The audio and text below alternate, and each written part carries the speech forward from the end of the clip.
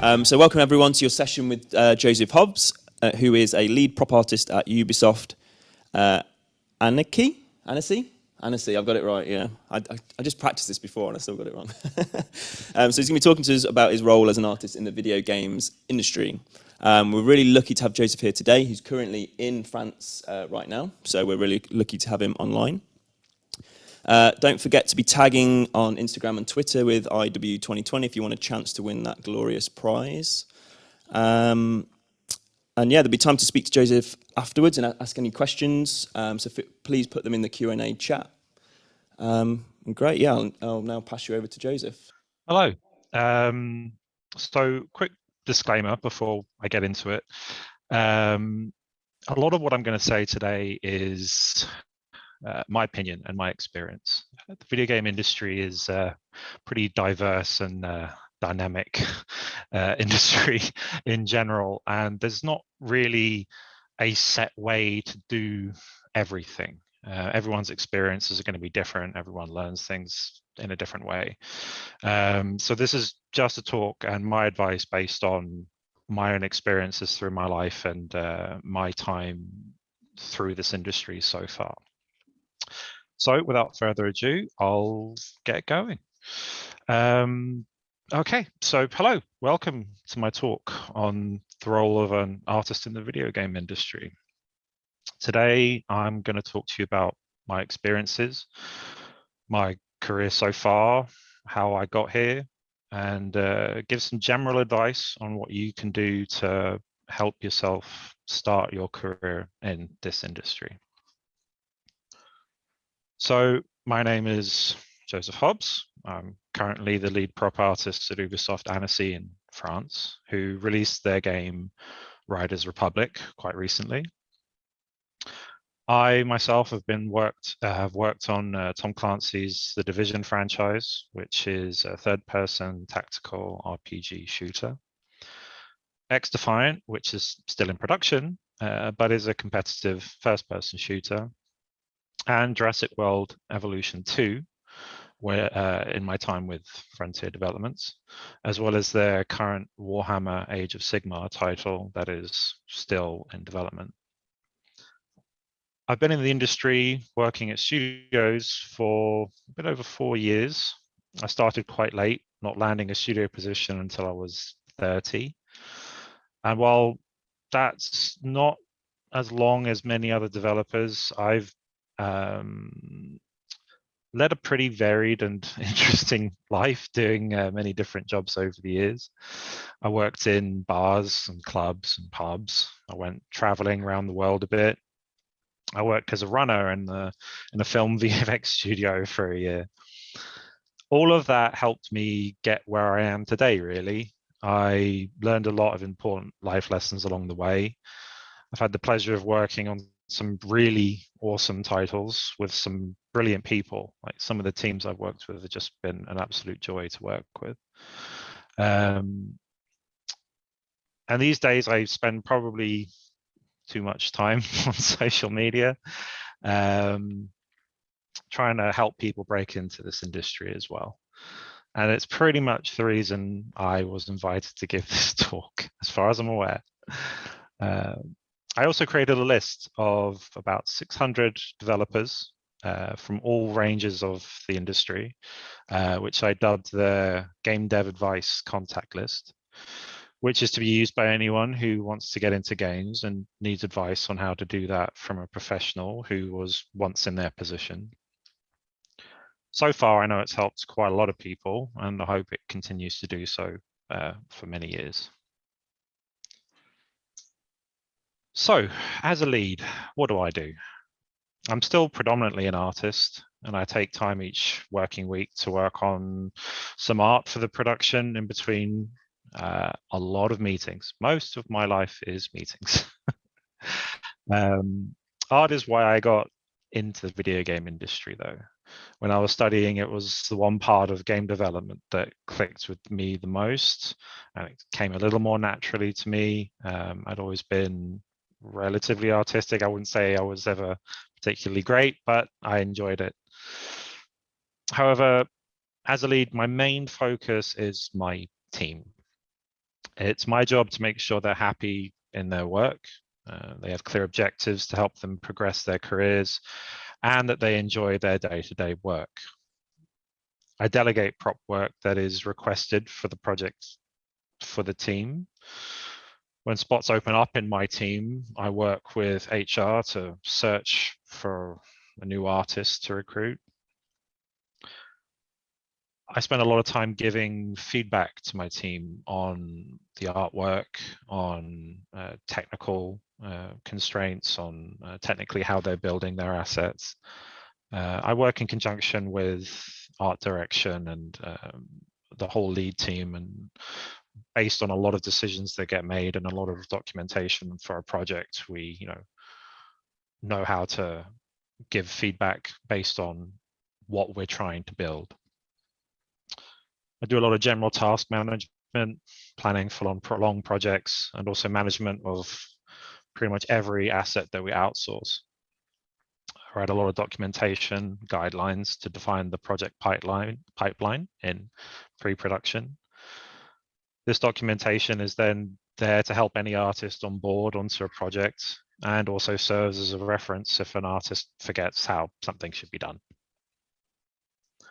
Part of the job is looking at the bigger picture for me.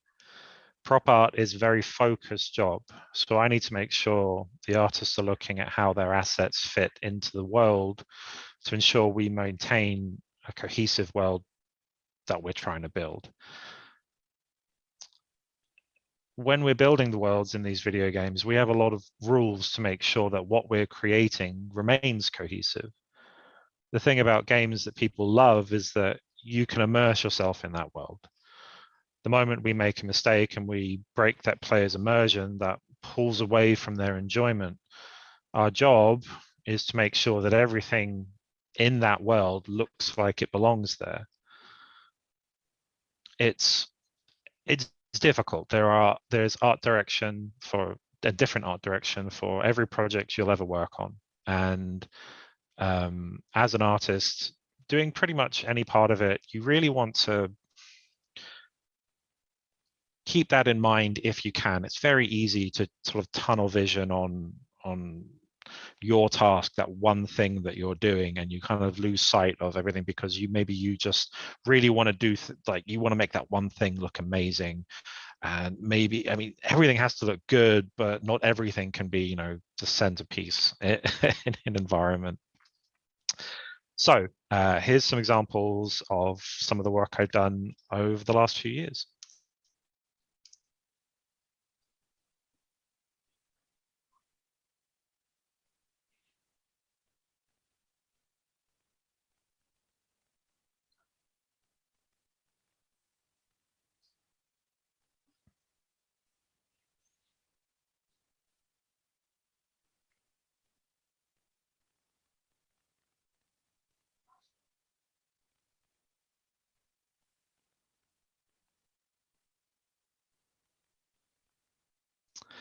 My apologies for the sudden cut there. I prepared a slightly longer video, but it got corrupted. But I managed to salvage at least the first part of that. So that was some of my work from the Division 2. And these images are from some personal work and from Jurassic World Evolution 2. I had the privilege of getting to create the San Diego Amphitheater from the end of Jurassic Park 2. Most challenging part being that in that film, it's nighttime and we can barely see much of the actual building. So I actually ended up with pretty much no reference outside of a few drawings, whatever we could see in the film. And we found a fan-made mock-up of how they thought it might look. The drones that are here are used in Jurassic World as a way to reach flying and swimming dinosaurs that the park ranger unit can't get to. So they send these little drones out after them to tranquilize them for transport or medical treatment. The design of them is based on a mix of drones from reality, but due to legal constraints, you can't just reproduce the likeness of a company's intellectual property. you're going to get sued pretty much immediately. And that's why, studios have legal teams that, it's their job to make sure that if you're reproducing anything from reality or close to it, you need to check pretty much everything. So you have to get creative and end up with something recognizable. You saw in the clip there was a space shuttle, and we redesigned a version of a space shuttle, but it can't look exactly like the space shuttles that we all know, but it has to be recognizable as a space shuttle. So there's a very thin line, that you can't cross. Yeah, so you'll notice as a 3D artist, there's quite a lot of variety in subject matter. 3D artists can be called on for any kind of task, from hard surface vehicles and weapons to more organic assets like rocks, foliage. In some of the largest productions in the world, you can even specialize in just one of those areas. While I'm a 3D artist, I know plenty of artists that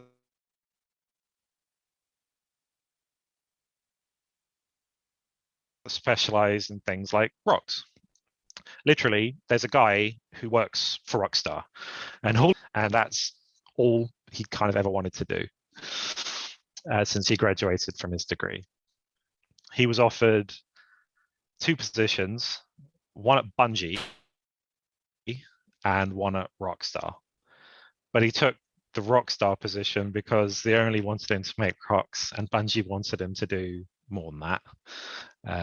I believe every rock in Red Dead Redemption 2 is pretty much made by him, or he was involved in it in some fashion. Personally, I like a bit of variety and the challenges that come with that. I've had a lot of hard surface work, but when something more organic comes up, it's always fun to jump into ZBrush and really get into the details. I wouldn't say I have a specific art style, but my personal style tends to lean towards stylized realism, which is honestly just a fancy way of saying I like to use PBR materials and crank up the saturation a bit. So, what's the role of a production artist in video games? You'll notice that word, production. When you're at school or you're at home working on your portfolio, you will have the freedom to create whatever you want, however you want. Your main goal in that is to improve your skills as an artist, both your artistic eye and also technical understanding. When I say artistic eye, I mean being able to tell when a material is being accurately represented by the shader and the texture work you've done, or that a model needs a more interesting silhouette, or there are too many razor sharp edges on a model and it looks too, I call it looking a bit gamey. I think most people who play games probably know what I'm talking about. And those lines, those things that make an object feel like a game asset, feel a little dated sometimes, those things need to be broken up. These kinds of things you start to pick up with practice, time, and a lot of patience. A lot of it will come from the feedback you'll receive from your team, from your peers, from friends, colleagues, anyone that you work with. In a professional setting, you'll get a lot of that from the art director or your lead directly, who will try to push your work to a certain point before it gets sort of an art direction review. The difference when you're in the industry is that while you'll still be learning and improving all the time, you'll be working on a full game production. Your personal thoughts about how something should be made and how it should look, they need to be adjusted to fit within the world you're trying to build as a team. You need to follow art direction to follow the global vision for the game. The moment an asset starts to stick out because of an artistic choice an artist has made, that's when you run the risk of breaking the player's immersion that I spoke about earlier. You know, when we're not, if every artist just kind of made things their own way, you would end up with a world that doesn't, nothing looks like it belongs together. That everything looks like it belongs in a different world, in a different game. And that's not what we want to achieve, because that doesn't create an immersive feeling. And it's not particularly enjoyable for the player at the end of the day. The game also needs to run. When you're working at home on a single asset or a small scene or a character, the technical cost of what you're working on is less important to you because you're not making something that has to go into a game. But when you are working in a production, you need to comply with all of the technical budgets for the game. They are set out by the tech art team. The tech art team is your best friend as an artist. They're the team that will be able to give you the tools and shaders to make your work look brilliant and help you produce faster. In this industry, time is, as is the old phrase, money. However, they will also be the ones telling you to optimize your work if there's a problem, or that you need to say, you know, cut down a model by a certain amount of triangles if you're over budget. They'll be looking for places where there's a bit of wastage, and they will, you know, they might come to you and say, hey, we're over budget in this area. These few assets are probably the root cause and could probably be cut down. Let's find a way to do that. They're not trying to limit your creativity. Their priority will always be to keep the game within the technical budget, and it's your job to make sure you compromise between art and those budgets to still get something that, you know, looks good. And that's something to remember, is that the whole team is working towards the same goal. Everyone wants it to look good. So when I say don't be precious about your work, I guarantee you will have moments where there is a change in art direction, or the game design or gameplay design changes. And that could possibly invalidate weeks worth of work that you've been doing. And you'll have to make changes, or in some cases, start from scratch. It sucks. It sucks a lot.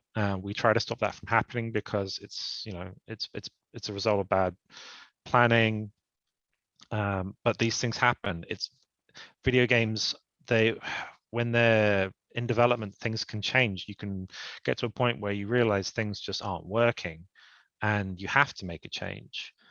Usually it's for the better, but it doesn't mean that it's not frustrating for the people that have spent a lot of time on stuff. But I've seen whole environment themes be changed, and every asset in that area that was specific to that theme was just cut.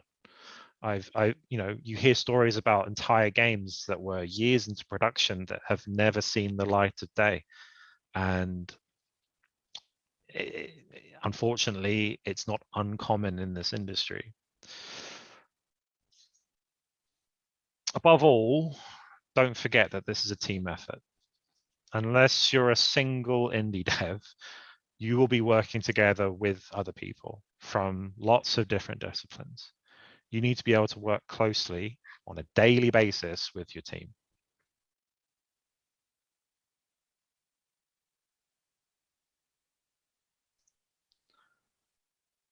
You'll find that your ability to communicate with your team members is one of the most important soft skills in the catastrophic.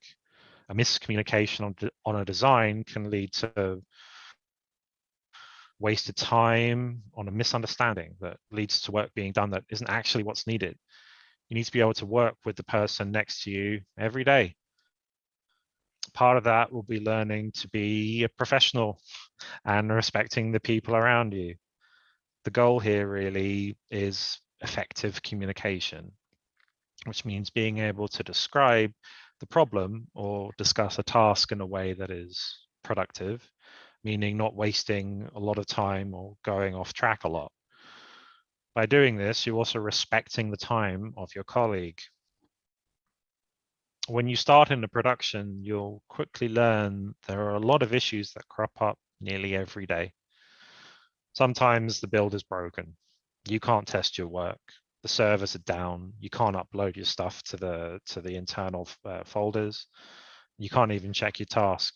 And sometimes you could come in after a weekend and just everything's broken.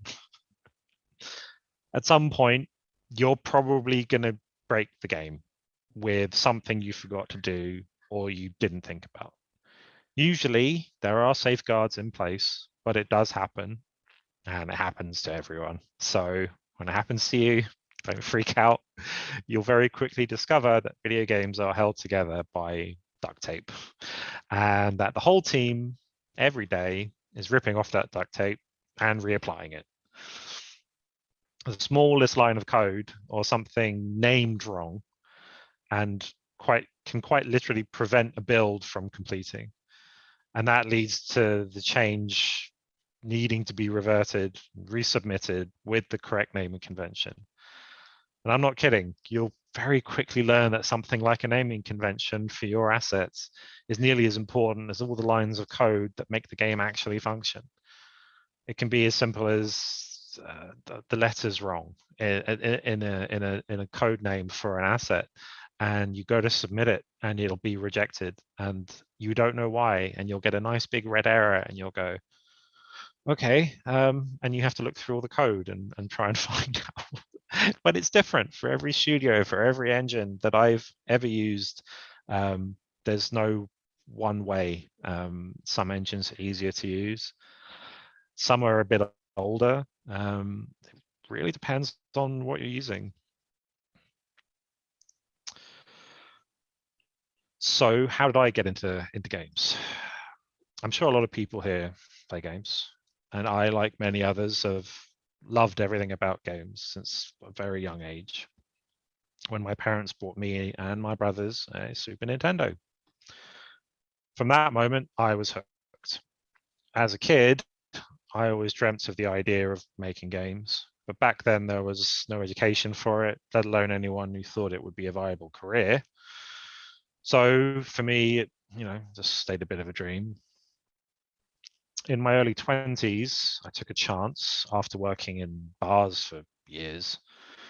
I graduated from an online bachelor's degree back in 2012, followed by a master's degree in 2017. You'll notice a 5-year gap there, and I'm going to come back to that later. My first position was at Ubisoft Annecy on the Division 2 studio where I've recently returned. A year into my studio career, I was promoted from a junior artist to a lead artist. I'll talk about that a bit later. Most people want to know why or how. I'll cover it in a bit. So let's have a quick look at how my work's progressed from knowing nothing to when I got my first job. I believe it's important for every student to remember that all of us were in your position at some stage. I still remember the first time I opened Maya. It was pretty terrifying, honestly. This scene was from an introduction to building modular environments in the Unreal Development Kit, or UDK, it was called, which was the previous engine before Unreal Engine 4. I learned the basics of modularity, vertex painting, creating tiling materials, ZBrush. You can clearly see it's all, some basic modules. I think there's maybe 5 pieces here and a tuft of grass. While the quality isn't great, it's one of the first things I did. It is a good lesson in modularity, which as an environment artist is something you'll get used to very quickly. So this scene was one of the 3 scenes I created for my graduation back then.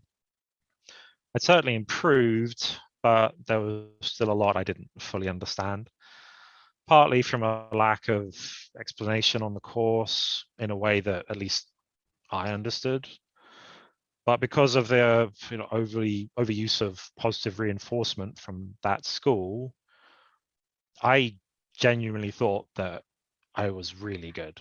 Like everyone had told me I was really good, so you could be, I think anyone could forgive me at the time for thinking I was, things were going to go really well.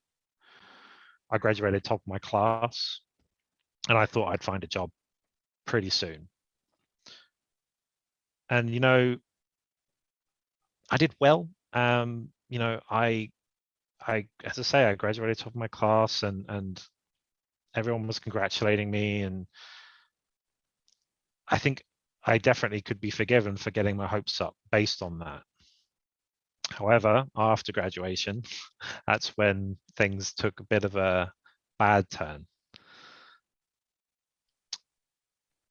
I applied to studios for the next year, solid. Any opportunity I found that I thought I could do, I applied for. I sent out speculative applications. I tried everything. I really, all I wanted to do was get into the industry. I was kind of shocked that things just no one seemed interested. I never got an interview. Most of my applications were ignored, or I got an automated response. And that hit me really hard. I got very depressed, and honestly, I quit. I just stopped. I became pretty shy. I lost pretty much all the self-belief, self-confidence in my ability to do any of this. And I just told myself I wasn't good enough, and I probably ever would be. I just hid in my home, played games, went back to doing jobs that weren't really going to go anywhere. But at the end of the day, you need to make money, need to pay the bills. So that was it. It wasn't a good time in my life. And because I went through this, I feel like I can relate to those students and graduates who haven't been able to find work, who've maybe lost some confidence, or they're, it's nerve-wracking. I completely understand. Maybe, they're just in need of the right advice or a confidence boost from someone who's been there. And to me, this is really the core reason behind why I spend so much time on social media trying to reach out to people to offer my help. And I found that I wasn't able to answer questions for everyone. I couldn't. I'm my job is very specific. So that's, I built up a few connections. I thought, hey, let's try and get a group of people together. And I know that this community for this industry is great. I know that it's full of great people. And yeah, there's a few bad eggs. You can ignore them if you can. But I really hoped that we could get a group of people together that are just willing to help break that barrier down, to help people get into this, because a lot of people want to. And that's why I started making that list. And I hope some of you have seen it. If you haven't, you feel free to contact me afterwards. I'll send you a link. And it's full of people that are just willing to help. And I've spoken to each of them individually, even briefly, and there's over 600 of them on there. So it's a good resource. You should make use of it. If you take anything away from my talk today, I hope it's this: don't give up. Everyone learns and improves at a different pace. Some aspects are more difficult for you to understand. It won't always click right away. Trust me, there are programs I still don't understand. I may not have to use them that much, but you try to get me to use Substance Designer right now, my face will go blank. I have no idea what's going on. The best advice I can give you is to reach out to as many people as you can for work, for advice, or just for encouragement. This industry is difficult to break into, and I don't say that to discourage you, but instead to set expectations. You will need to work your ass off. It's very competitive. But I feel that I'm kind of proof that anyone can do this and become successful just with the right attitude, the right work ethic. Don't make the same mistake I did.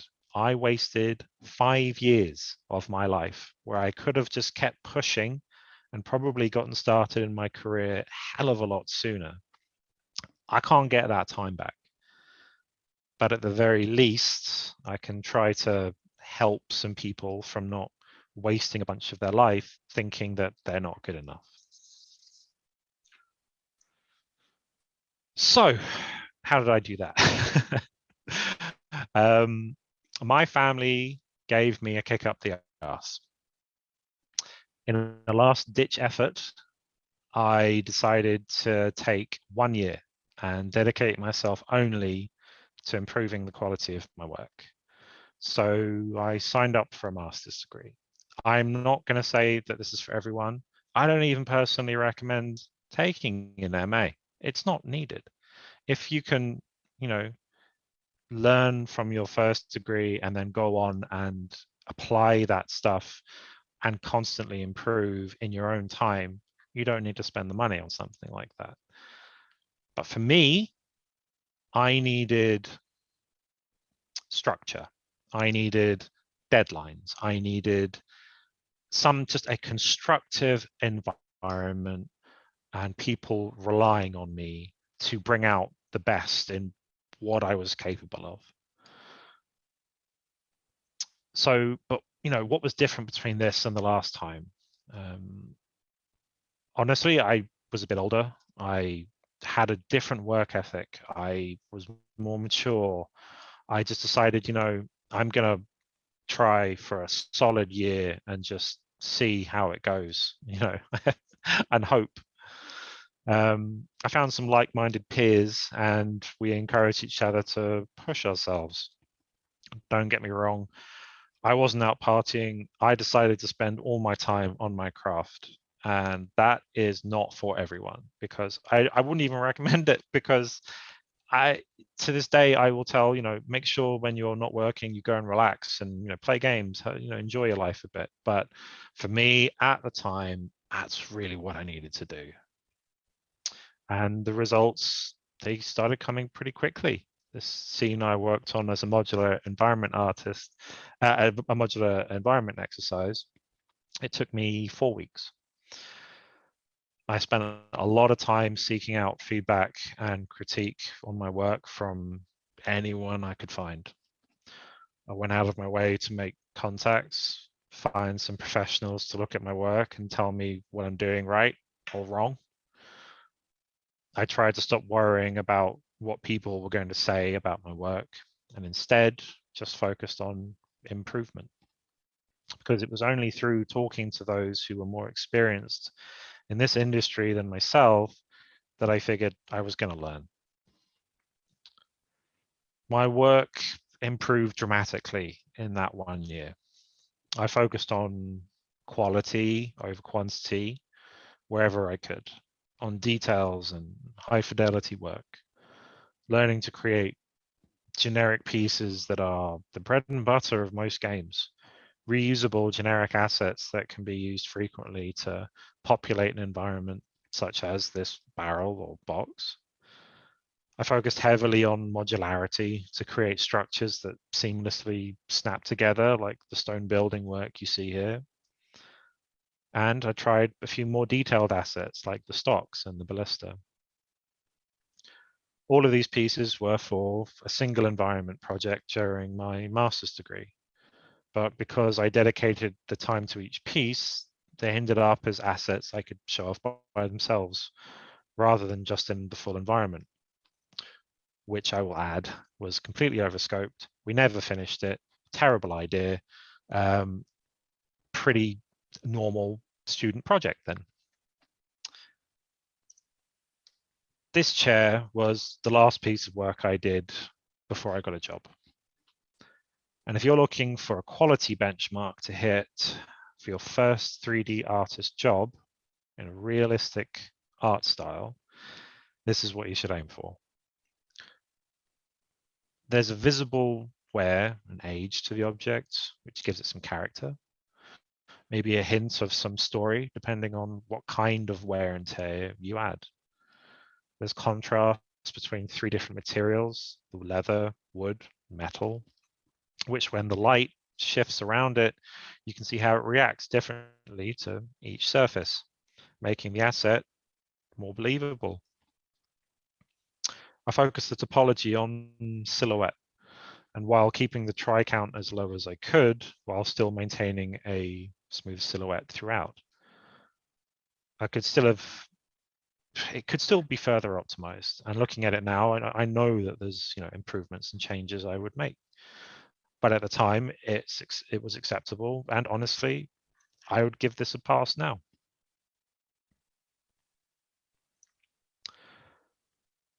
This was my portfolio at the time I was hired. You can ignore the division image. Again, I focused on quality over quantity. And my advice here is, don't try to create vast landscapes and cities by yourself. You don't have time.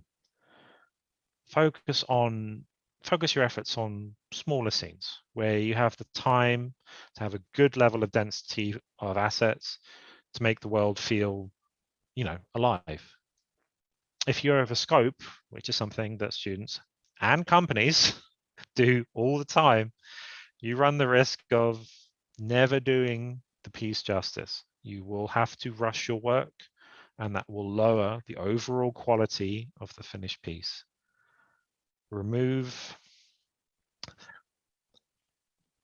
This is slightly more important for students, in my opinion, in that you remove anything that's over a year old. In students, we look for what you can do now, not what you were doing 3 years ago when you made your very first model. Your work needs to show your current level of ability. We know that you've obviously improved from knowing nothing. You don't necessarily need to show the how you've learned. Of course you've learned. You don't just wake up one day and be able to produce great work in 3D. There's far too much to learn. I'd say make sure that the first piece in your portfolio is the piece you are most proud of. Show me with the very first piece what you love to do, what you enjoy over anything else. It's usually quite easy to spot that piece in a portfolio because there's so many signs of that they enjoyed it. It's usually the best presented. It's multiple renders of different angles. You can see the pride that person has taken in the result.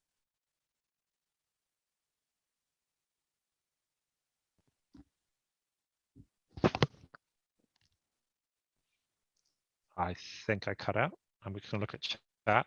Can you hear me? Yeah, you're back. Okay, my apologies. Technical.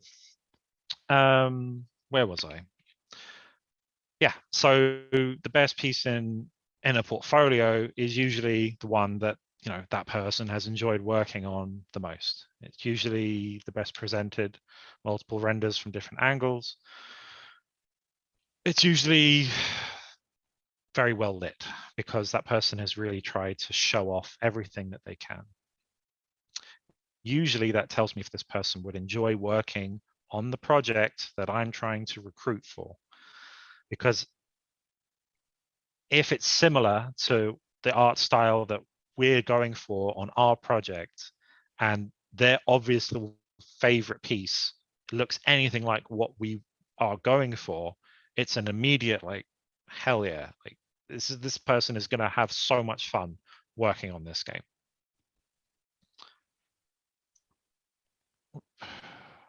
There we go. So I'm going to move into a bit of sort of general advice. That's a lot of text, sorry. It's just there's quite a lot to cover in terms of things to think about. Presentation, it's important. I know not everyone is a lighting artist or ever wants to be, but take the time to learn how to light your work with the basic principles of a 3-point light setup for a prop, or lighting based on the composition of your scene that takes into account the focal point and what you're trying to show people, where you want people to look. Those are the types of things. You use lights not only to present and create atmosphere, you're guiding the viewer's eye. You're telling them where you want them to look. You're drawing their attention with how you're lighting your scene. If you start placing lights of similar strengths around a scene and there's no real sense to you can't, you're not really telling the viewer where you want them to look, and it kind of creates a bit of a mess. So it's something to think about from early on, and especially in an environment production. You can make the best asset, the best scene in the world. If you present it poorly, it won't look good, no matter what you do. In terms of what you're showing, don't show me 5 different corridor scenes. Have a portfolio that's just full of the same subject matter. Don't be afraid to have a bit of variety within your specialization. You could do something sci-fi, then maybe, I don't know, an attic or a kid's messy bedroom and an outdoor environment. You could, if you're making characters, you can try and do a creature. You can try and do something old, something young, just try to mix it up a little bit, Show me that you have an eye for materials, the contrast between wood, metal, plastic. Don't be afraid to approach more complexity in the models.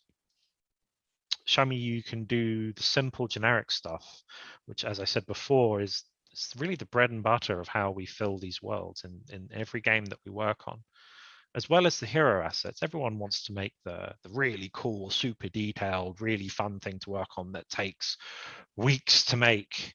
On a production, you'll probably make 2, 3 things like that because they're expensive. We can't even have too many of them. The most of your time will be spent making the stuff that, as a player, you run past all the time and you kind of accept that it's there. And that means it's a good asset because you haven't noticed it. It's there. You've accepted that it belongs there, which means it's doing its job. It's making you feel like the world is correct, and whatever immersion that you're in, whatever art style, doesn't matter. It could be stylized, could be, as long as everything looks like it belongs together, it's been made correctly. The art direction's spot on. For the love of God, please show your wireframe and texture breakdowns. If you don't show me this, then all you're really showing me are some pretty materials. We need to see how you're building your assets. It's important, and it's frustrating to us when you don't show it, because you could make something that looks great, but if you're hiding that it's a bit of a technical mess and you're not showing us how you're making stuff, then we can't really judge whether you're ready or not. It's good to keep an eye on how long your work takes you. It's not vital. Maybe, as you get closer to applying and trying to see if you're ready or not, just, you don't have, there's no set time to make anything. It's pretty fluid in general, but I'd say the average time to make most assets in a production setting is 4 to 5 days. There's a lot extra to take into account, and that might sound like a long time just making something pretty basic, but you have to take into account that there's feedback, art direction, changes based on the game design. So we account for a lot of that in how we estimate our work. The actual time spent could be a few days, but these things change. And as you get feedback, you just spend more time on it. Optimization isn't something that we're expecting you to be amazing at or know a huge amount about as a student. However, if you take the time to learn how to optimize your assets, it's only going to make you easier to hire. If you're showing me that you are taking the time to think in a production mindset, that you want to have great looking assets that don't cost a fortune in the tech budget to actually use, that you're thinking about LODs, that you're thinking about all of these things that we talk about in optimization can be, there's something that you end up learning mostly when you're working. It's not something, as I said, that we expect, but when you see it in a portfolio, it's impressive every time. I go, okay, this person's already thinking the right way about it. I like the way this person's thinking. I want to talk to them. I've hired people that didn't have the most stellar portfolio I've ever seen. They didn't, but their mindset and their approach was spot on, and they turned into absolutely fantastic artists. Textile density, it's important. Every production you work on will have a project-wide textile density to stick to. It aids performance and budgeting, while also helps maintain a cohesive and believable world. Put renders in your portfolio first. We don't always have the time to watch videos. I'm sorry, we're pretty busy. If I'm presented with a 5-minute video with slow camera pannings through an environment one way and then the other and then the other, I don't need to see that. Make it as easy as possible for me to see well-composed renders of whatever it is you've made. Then show me breakdowns, as I've said.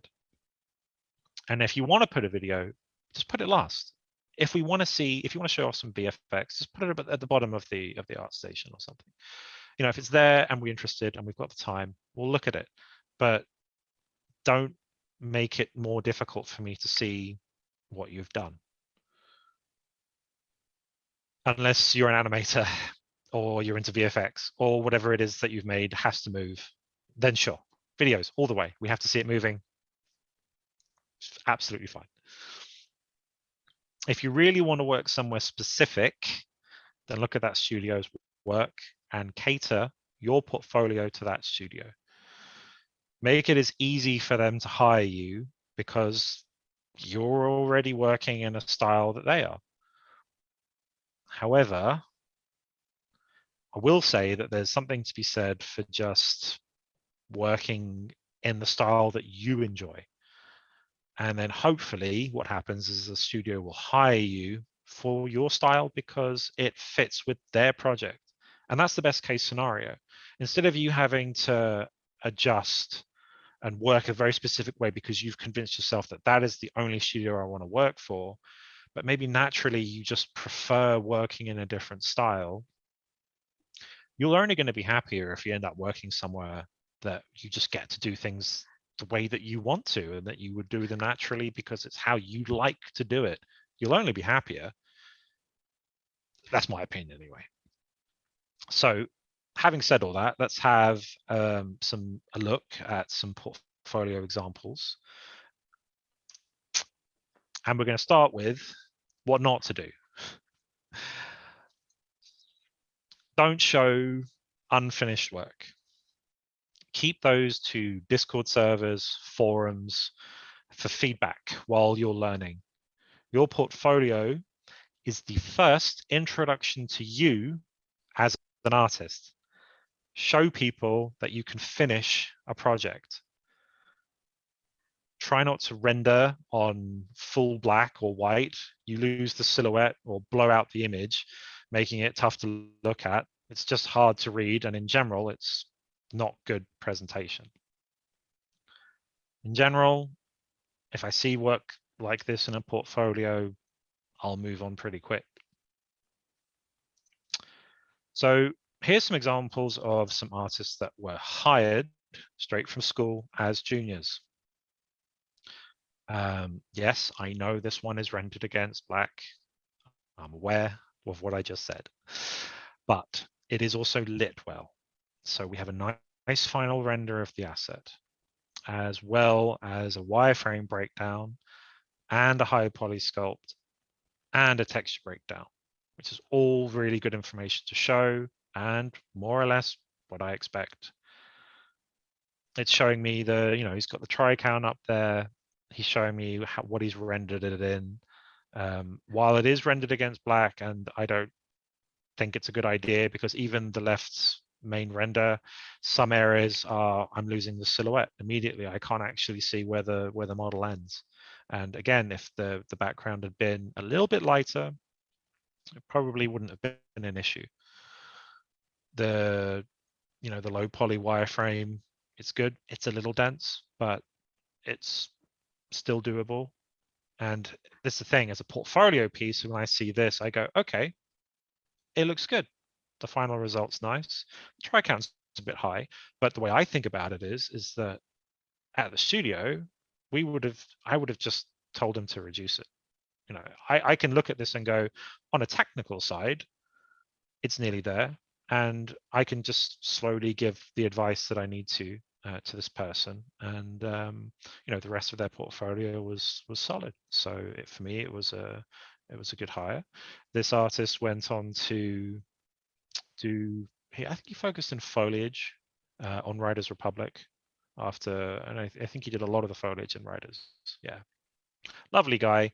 I think he's moved on to another studio now, and I think he's doing really well. Here is another example of someone that was hired as a junior straight from school. This asset is readable, well lit. It's got a nice gradient background. It's a standout piece. It makes me want to look at the rest of their portfolio, and it was at the top of their portfolio, and as a student, rightly so. I'll say again, make the effort to present your work as well as you can. It really can make the difference between getting an interview and not. Both of these artists worked for Ubisoft for a number of years, and they started their careers as juniors, and they've gone on to be very successful. I believe Arthur here now works on Star Citizen. So we're going to talk about interviews now. What happens when you get an interview? Firstly, well done. If you get an interview, it means we like your work. Your ability is no longer in question. Now we just need to figure out if we can work with you. We know you're nervous, but it's expected. You will do yourself more favors by trying your best to prepare yourself for your interview. But in general, it'll take a few interviews before you start being able to relax. The best interviews are always going to feel like a chat. The interviewers will ask you questions, but in a much more casual feeling way. They'll get the feeling of if they can work with you or not, while at the same time, the atmosphere will help you relax. We're just trying to get to know you, trying to get to know your motivations, why you want to do this. The first interview, I like to call a crazy check. Usually it's with HR. It'll be about 20, 30 minutes long, and it'll just be a conversation.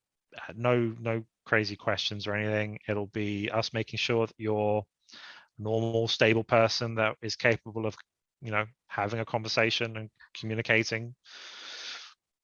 We need to make sure that as we're going through the interview process that, we're not wasting anyone's time. Usually, for most large companies, this will be followed by an art test. While I don't like the idea of unpaid art tests, and that there's obviously a lot of conversation about it in the community. From my perspective, they are an unfortunate necessity to make sure you're up to the task. Let me put it this way. If we hired somebody without giving them an art test, we are putting both that person and us in a potentially bad situation, because if it comes that they start the job and things aren't going well because they're just not really capable of doing the work and there's something wrong, then we've potentially asked that person to move country or to move across the country, put themselves in a potentially financially difficult position. And then there's not only on us, and I mean it's on both parties here, because if you're saying you can do the work and you're not capable of it, it's on us to make sure that you can. So no one wants to be in that position, and that's part of the main reason that we have to ask for this. If you nail the art test, you'll get the main interview with the hiring manager and usually an art director or another lead.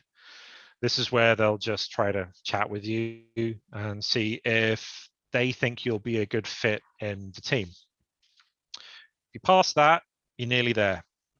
HR will usually do one more interview for their own questions and just to get some more details from you, and that's it. So don't be a dick. No one wants to work with disruptive people. Be professional. You'll be fine. Remember, this isn't school anymore. You're in a professional working environment. Try to relax. It's easy to say. I know, I get it. Everyone's going to tell you to try and relax, but remember, no one's out to get you. We're just trying to get to know you at this stage. Your work isn't in question. You don't have to worry about your work. We just want to get to know you. That's it. Be yourself. Don't put on an act. It's important because this can lead to issues down the road. And if you get caught out later, you probably won't pass your probation. So just try to be you. We will critique your work in your portfolio probably during the interview, and we'll ask you to talk about it as well. What you like, what you don't like, what you think you did well, what you think you can improve on. In your art test, try to work on it like it's a normal work day. You need to be honest here, otherwise you'll quickly be found out if you get the job and you're really lagging behind. The biggest piece of advice I can give you on interviews, finally, is that they won't all be successful and they won't all result in an offer. You'll probably have quite a few until you find a team that you think you'll get on well with, and they think you'll fit in well with the the established group that they've already got. A lot needs to align to get that job, but remember what I said before, don't give up.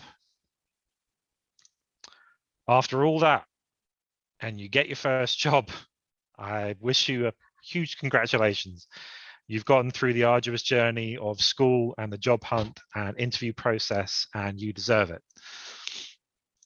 Now it's time to actually do some real work. I get asked a lot about what we expect from you, so let me give you all a little advice on this and hopefully put some minds at ease. We know it's your first job in the industry. New place, new people, nerves are high. You've probably had to move to another part of the country or to an entirely new one. It's a lot to deal with, and it's completely normal. Mistakes happen. You will make them. I still make them. Just learn from them. Take notes, carry on. Don't let it get to you. Managers and producers tend to keep efficiency graphs for their team to calculate actual available working time.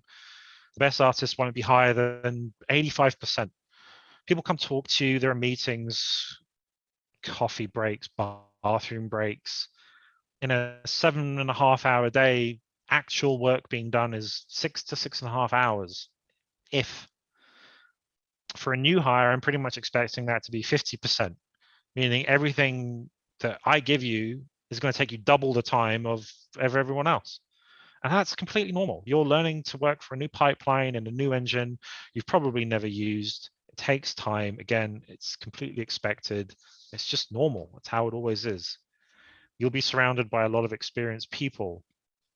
Take the time to learn from them and ask questions, discover how they like to work, how you could implement that knowledge into your own work.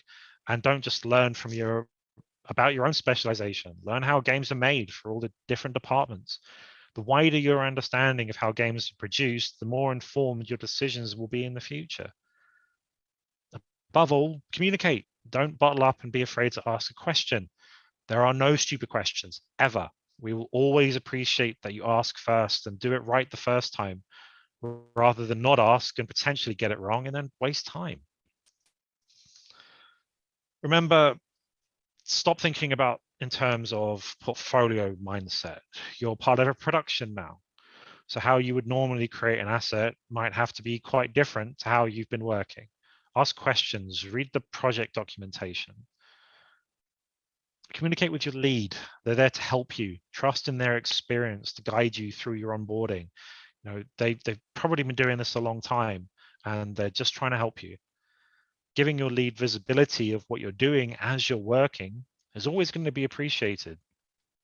Even just a small update as you move through a pipeline on an asset, say, hey, I've just finished this bit, I'm onto this bit. Here's a screenshot of what it looks like right now in case you want any changes. Yeah, and if you give your lead the information of what you're doing and then he gets asked or they get asked, how's your team doing? And you go, okay, well, he's doing this, he's doing this, he's doing this. We're on time, we're on budget, everything's great. And that's because if you're making it so that your lead has to chase you to find out what you're doing all the time, that's not as good. Just be open about what you're up to. And don't forget to be professional, be courteous, considerate with your colleagues. It goes a long way. We know you're a creative person. You're probably a gamer. You'll have ideas and thoughts on issues.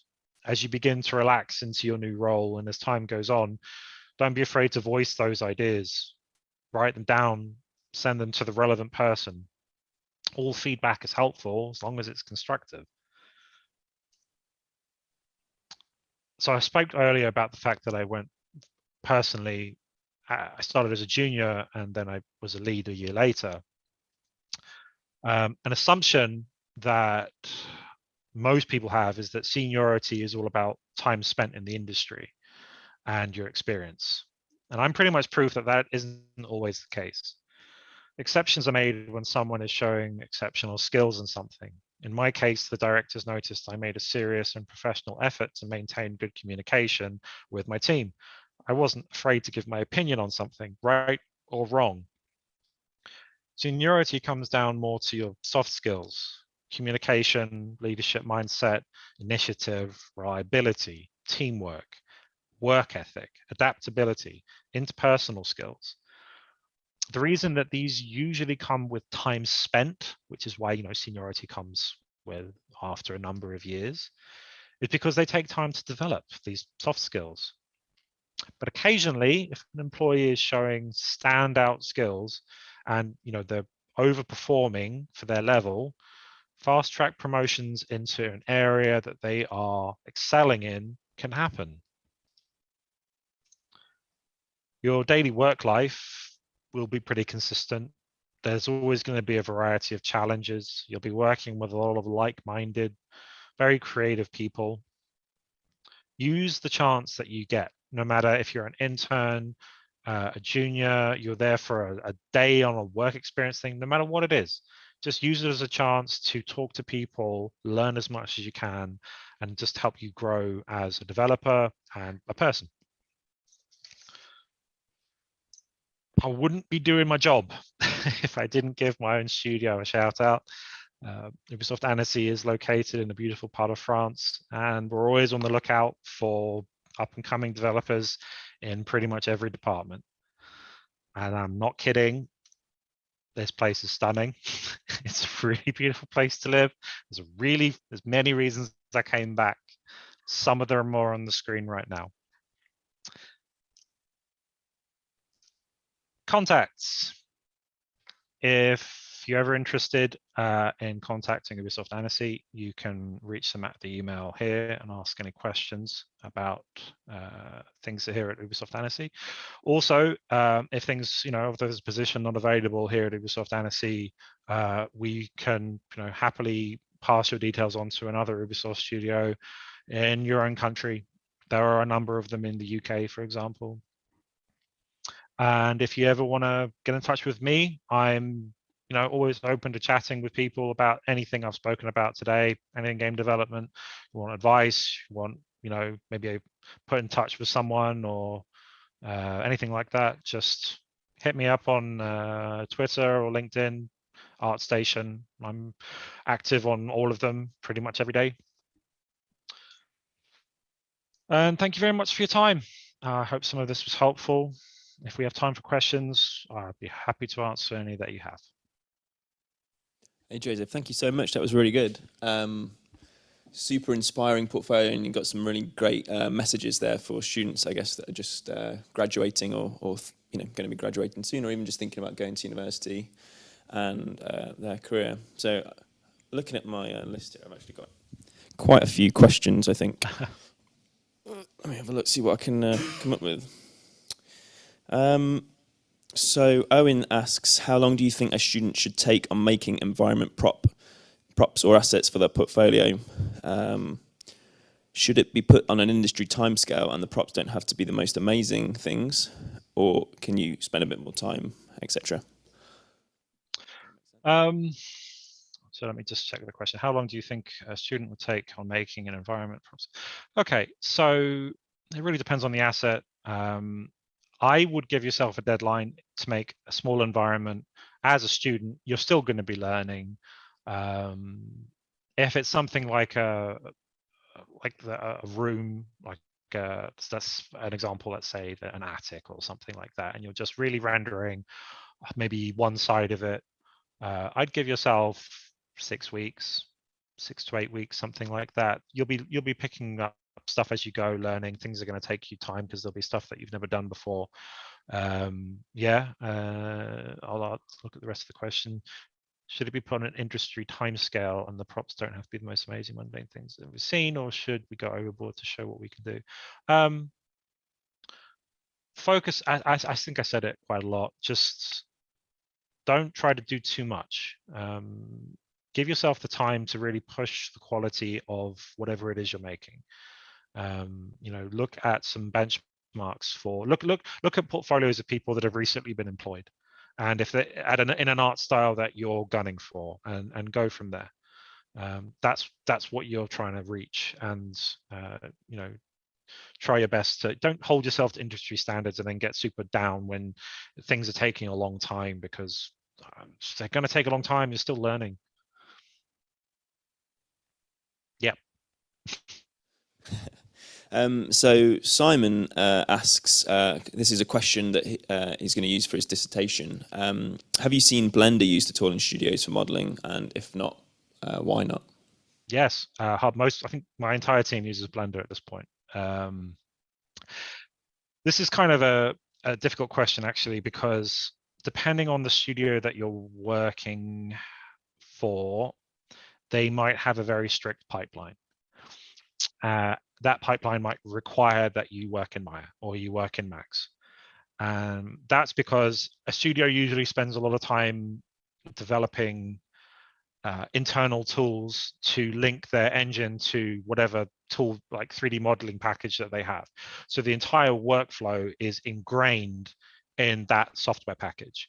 The second that you change the software package that people are using or enable them to use anything they want, it's you're throwing all of that stuff more or less out the window, and you've got to develop it all again.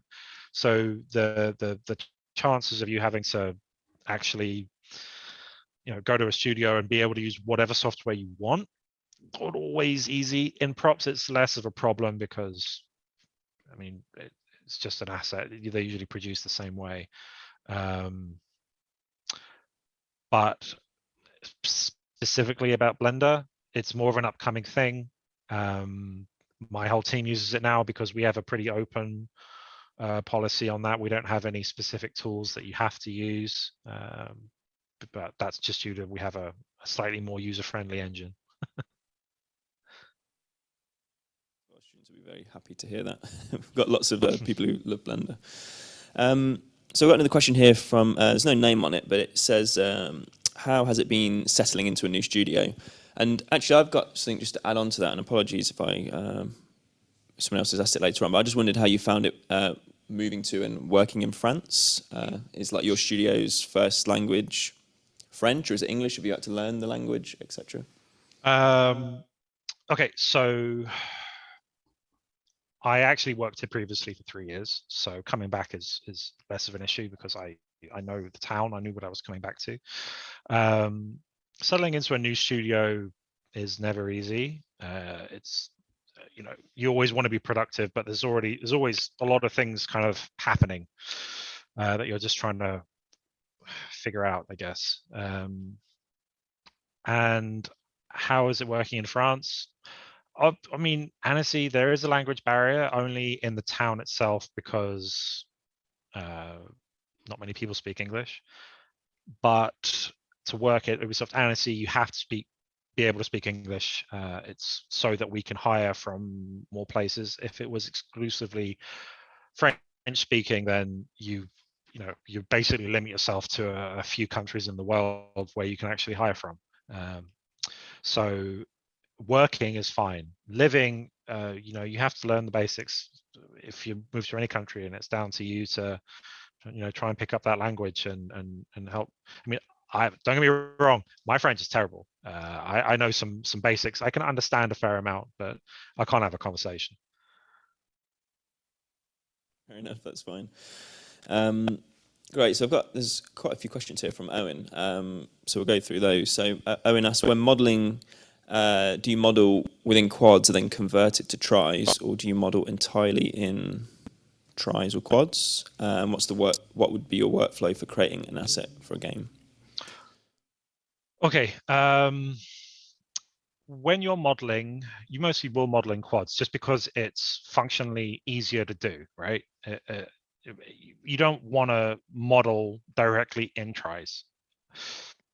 When you're actually creating a triangle, I mean, okay, so let's say for film VFX, they have to work in quads all the time. They are not allowed to use triangles. In games, it's completely different. The model that you eventually put in the engine is going to be triangulated. When you add a triangle to your mesh, which you can do, what you're actually doing is manually saying how you want the surface normals to work on your model. So if it's not a perfectly flat square and you want the surface normal to go a certain direction, you can put in, you can triangulate it yourself. Sometimes you have to, just to fix how it's auto triangulating, and when you go to bake, you might get baking errors and stuff. So it's not so like quads or triangles when you're modeling for games. It's basically quads for ease of workflow, and then you start doing a few triangulation bits here and there to maybe fix some shading errors. And that tends to be how you work. There's definitely nothing against using a triangle. Using maybe a surface that's more than 4 sides, on the other hand, that's not good for anyone. So what would the workflow be for creating an asset for a game? I mean, the main workflow is research, then block out high poly into low poly, into bake and texture, and that's kind of most average pipeline for baked assets in video games. That's only if assets you can bake. If they're large assets that are too large to bake, then you have to start looking at tiling materials and more complex shaders to add more detail on top of those sort of tiling materials. Okay, great. Yeah, thank you very much for that. So I've got a question here from Tyler, who asks, when making a portfolio, is ArtStation acceptable as a portfolio website, or do you need extra bits as well as ArtStation? No, just use ArtStation. It's easy. It's pretty standard. You don't have to make your own website. Honestly, ArtStation is just easy. Just make an ArtStation, put your work on there, and that's it. Yeah. Except ArtStation links. That's cool. Yeah. Okay, great. So a question from someone with no name here. So what would you say? Would you say that interviews are mainly online nowadays? I've got a terrible online presence, and I'm far more comfortable in person. But if online is the way things are going, I will work on my confidence online. Yeah, I mean, it's tricky. We're always going to prefer to, get you to come into the studio, but if you're applying to somewhere that's, for example, in another country, they're not going to fly you out for the interview. uh, Even on the other side of the country that you live in, they'll probably just call you, or you have a phone interview and then you'll do a web interview. It's just, I mean, unless it's unless you're really close, maybe you're a couple hours drive away or something, or a short train ride. But also, due to COVID, it's just preferable to do it online. Yeah. Great, perfect. Thank you. Are you? Well, actually, similar question. Are you doing? Are you like remote working at the minute, or are you all in the office? So currently, our studio has a hybrid setup, which has become kind of permanent now. Yeah, for a long time we were working from home, but in fact, in my time at Frontier Developments, I never even went to the studio. I worked there for a year and a half, and I don't know what the studio looks like. I did the whole thing from home. But here in Annecy, we actually have a hybrid situation where you can work 3 days from home and 2 in the office. Great. Yeah, sounds like And a I nice think that's balance. Ubisoft wide, actually. Yeah. Yeah, great. So Katie asks, what does an art test actually consist of? Yeah. So this is going to be different for pretty much every studio you apply to. If I'm giving an art test for my team, then it is going to be a single asset. You'll get 4 days, and you'll get a specific budget and a specific way that we want you to produce it and a way that we want you to present it, and how to submit it. There's quite a lot of guidelines that you have to follow, and if you don't follow them, you have to explain why. There's reasons for us asking for things to be done, because we want to see that you can follow guidelines, and we also want to see that if our pipeline on our current project will be difficult for you or not. Great, perfect. Thank you very much. So I've got another question here that says, if an artist with a VFX education experience applies to a game studio, how likely is it that they'll actually be considered over maybe someone who's been to uni and learned games? And if they are accepted, is it kind of easy for them to adjust to the kind of the new sort of way of working? And are they expected for them to know all these aspects before even attempting to apply? Yeah. So when you say VFX, I'm assuming that you mean kind of more film oriented. Majority of our students are, learning VFX for film and TV. Sure. Um, so VFX in the games industry is not the same. The VFX role is really, it's all particle effects and uh, sort of animations and things like that are all, it's a lot of Houdini usage and stuff like that. It's not an area I'm super on, but it really depends if you kind of know the software and you have examples that you can show of using it. At the same time, pretty much every game these days has cinematics. There's usually a cinematics team somewhere, maybe not necessarily in that studio.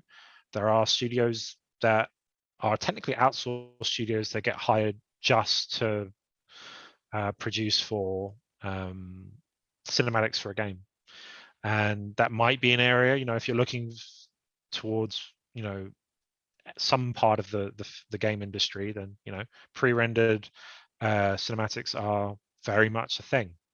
That might be a way in, but if you're looking for actual gameplay stuff, that's a bit different. Yeah, great. So, I mean, if you saw someone with a really strong like modelling portfolio that's aimed at film, do you ever see the potential in that and take the chance, or do you really just expect to see like the ability to do like low poly modelling?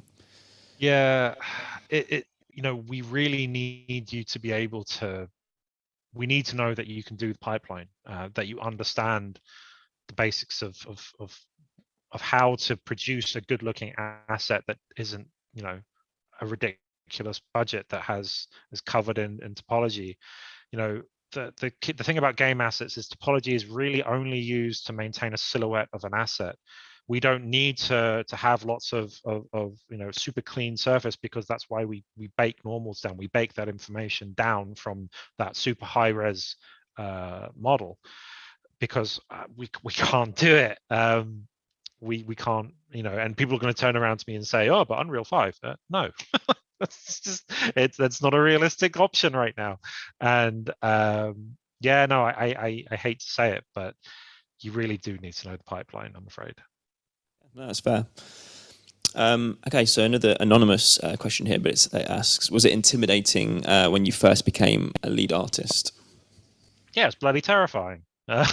Talk about being thrown into the deep end. I'd been working as a junior. I'd started as the only prop artist in the studio. As they hired more people, because I was the only one that really knew what we were supposed to be doing, they just got me to train them up, and I was kind of unofficially kind of their lead anyway, because they would always come to me. So the change wasn't difficult in terms of the work I was doing. It was more like all of a sudden I'm in a lot more meetings and there's a lot more paperwork, and I'm being asked my opinion a hell of a lot more than I used to be. But yeah, it was intimidating, and all of a sudden, these people that were the lead and direction team, I'm sitting in meetings with those people every day, and we're talking about stuff that I'm going, oh, okay, I actually have to make a decision about that. That's okay, fine, sure, if you say so. I mean, that was a few years ago now, and I'll be honest, I think I've taken to it more than I had. I'm probably a better lead now than I am a artist. I kind of enjoy it more. Cool. Yeah, that must be really nice.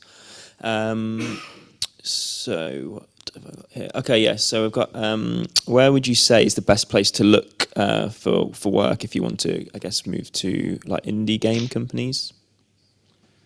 If you want to join indie game companies, that's a tough one. This is going to be a case of being aware that which indie game companies exist. I don't even think there's a concrete list that I'm aware of.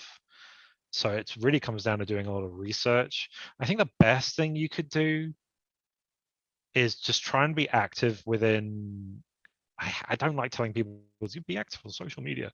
But at the end of the day, it's going to help you, because you're going to get to know some people, and they're going to have their own contacts, and you can put out there that you're looking for a job in a smaller studio, and maybe you'll get introduced to someone, and things can evolve from there.